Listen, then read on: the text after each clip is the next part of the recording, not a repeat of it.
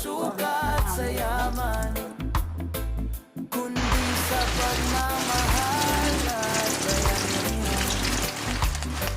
Sa pista ng baryo, sayaw at kulitan, lutong bahay, kwentong walang katapusan.